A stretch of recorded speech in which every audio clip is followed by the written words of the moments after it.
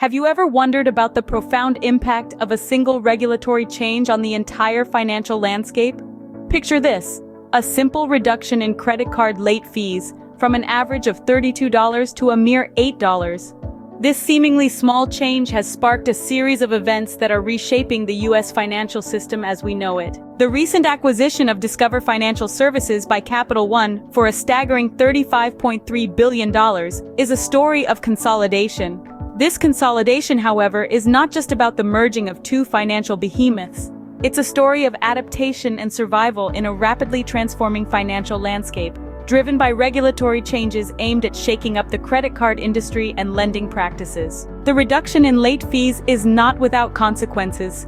Consumers, no longer deterred by hefty late fees, might become more complacent about their payment deadlines, potentially leading to higher delinquency rates.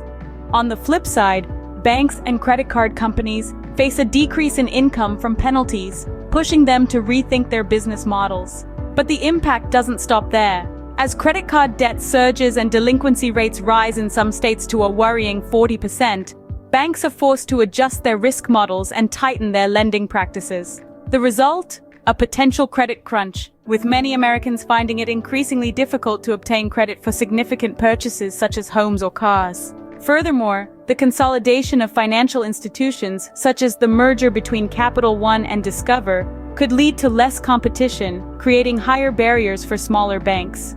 This is a strategic move to buffer against the risks posed by the twin forces of fintech innovation and regulatory change. In response to these new challenges, financial institutions are making strategic moves. Some, like JP Chase, are expanding their workforce and renovating locations to strengthen their market position. Others are reassessing their customer base, focusing more on consumers who present lower risk profiles.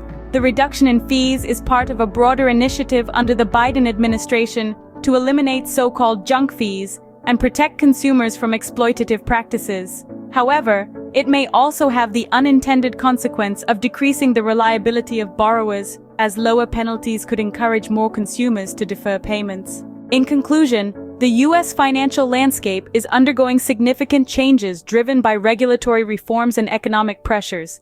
The reduction in credit card fees, while beneficial in reducing consumer costs, poses new challenges for financial stability and lending practices. As banks adjust to these changes, the effects will ripple out, affecting everything from consumer credit access to the strategies of large financial institutions.